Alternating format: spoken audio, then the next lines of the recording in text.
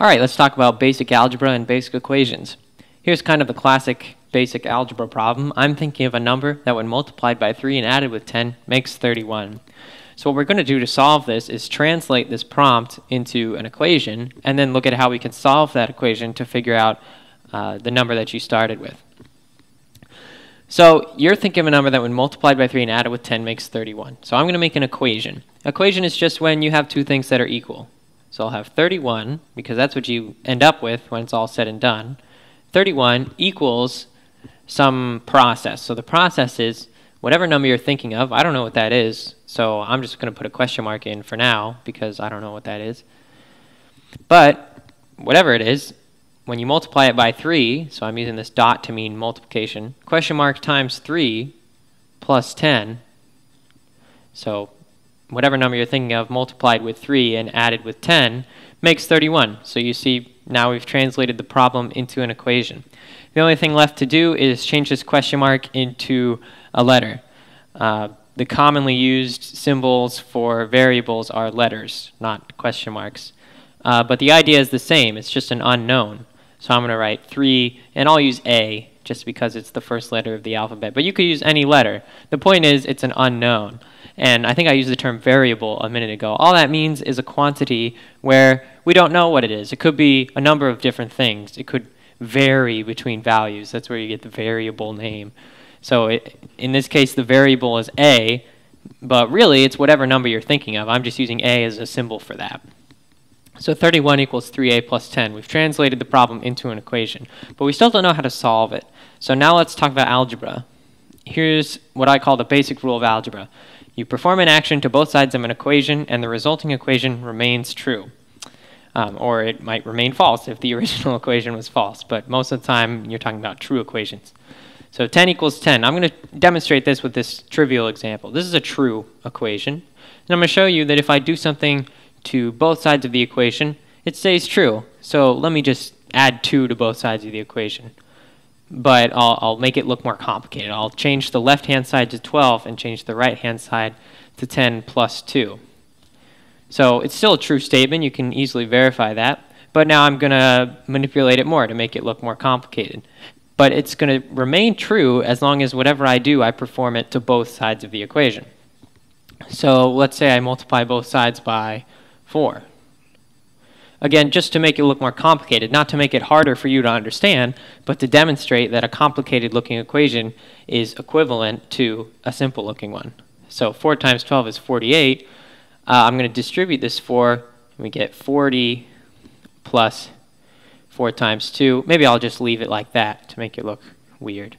So 48 equals 40 plus 4 times 2. Not immediately obvious that this is just as true as 10 equals 10, but by the basic rule of algebra, since we got to this equation by performing an action to both sides of the equation, performing the same action, that is, this statement must be true. And you can easily verify this, that when you actually simplify it, 48 equals 40 plus 4 times 2 is 8, 40 plus 8, 48, so it's true.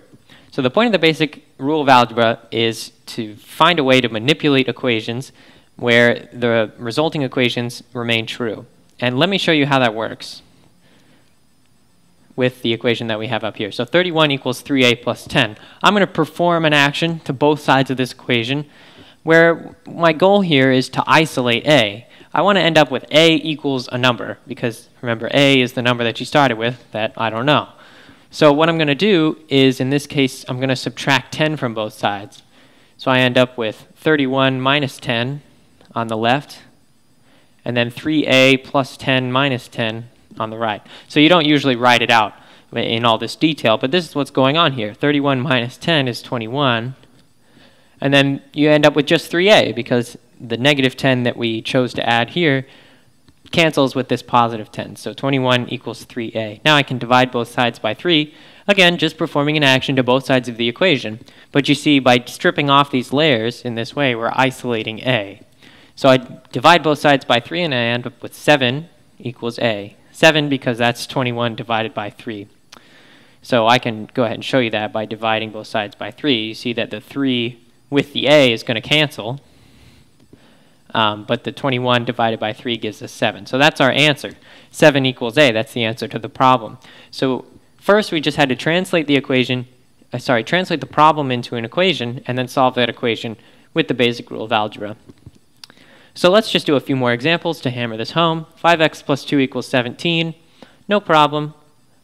I'll subtract 2 from both sides. That isolates this 5x. 17 minus 2 is 15. Now I'll divide both sides by 5. X equals 3. Okay, not difficult. All we do is perform actions to both sides of the equations to isolate the variable. I'll do it again here, but this is a little bit more complicated. Now I have an x on both sides of the equation. Well, what you want to do in a situation like this is get all the x's on the same side. How do you move something from one side to the other? Well, you can subtract it. In this case, we'll just subtract x from both sides. So that's going to get rid of the x on this right-hand side of the equation. We end up with 6x minus x on the left, which is 5x. 5x equals 25. Then it's easy to divide that by 5 and get x equals 5. So that's the answer to this equation if we wanted to solve for x. Here's a problem that you'll see in algebra courses. 3y plus 9x equals 15. Solve for y in terms of x.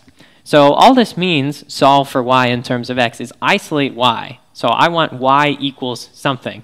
Now on the something side of that equation, there's going to be something going on with x, some operation on x to give you y. But that makes it sound more complicated than it is. All you need to do to solve for y is isolate y. So I'm going to subtract 9x from both sides. 3y equals 15 minus 9x, and divide both sides by 3. So we're dividing 3y by 3 and also 15 minus 9x by 3, and then we can distribute that division. So we have 15 divided by 5 is 5, minus 9x over 3, 15 divided by 3 is 5, minus 9x over 3, which is 3x, or minus 3x. So if I did that a little quickly, all I meant to show you was that you can take 15 minus 9x over 3 and then turn that into 15 over 3 minus 9x over 3. And that's just a rule of division. So let's do a couple more examples. 15a minus b equals 31. Solve for a. So, okay, I want to get a by itself. So I'm going to add b over to the side with the 31. Now divide both sides by 15. No problem. 31 plus b all over 15. So in this case, distributing the 15 doesn't do anything for us. 31 divided by 15 isn't an integer. It doesn't get more simple. So I just leave it like that. And that's still the correct answer. It doesn't look beautiful, but it's the right answer, so what does it matter? Here we'll solve for k. This is slightly more complicated because we have k in the denominator. But all you have to do here to get k out of the denominator is multiply both sides by k. And that's a valid operation as long as we do it to both sides of the equation. So k times 100u equals, this would be v over k times k. Those k's would cancel, so we end up with just plain v. You would also write this as 100uk, or maybe even ku. I think technically the letters go in alphabetical order, but it doesn't matter. Now I'm going to divide both sides by 100u. V over 100u. I don't know what k, v, and u stand for in this equation. They could stand for anything that I don't know, but the point is you asked me to solve for k, so I did it. There you go. K equals v over 100u. So let's do a final example with some real numbers. Given the equation distance equals rate times time, how fast did you go if you traveled 30 meters in 6 seconds? Well, this equation, d equals r times t, is helpful if you know the rate and you know the time and you want to know the distance. But in this example, I want to know the rate. I know the distance and I know the time, but I want to know the rate. So implicit in that is that we need to solve for r, or isolate r. So in this case, it's really easy. We just divide both sides by t, where t is the time. We actually know what the variables mean now. T is the time, but it doesn't matter. We can still divide both sides by t. And by the basic rule of algebra, the resulting equation is still true. So d over t equals r. Now I can just plug in 30 meters and 6 seconds for d and t. And I get that r equals 30 meters for the distance over 6 seconds for the time. So your rate is 5 meters per second. So that's solving basic equations, and that's basic algebra. Do an operation to both sides of the equation, and the resulting equation is still true. Thanks for watching, and I hope to see you in the next video.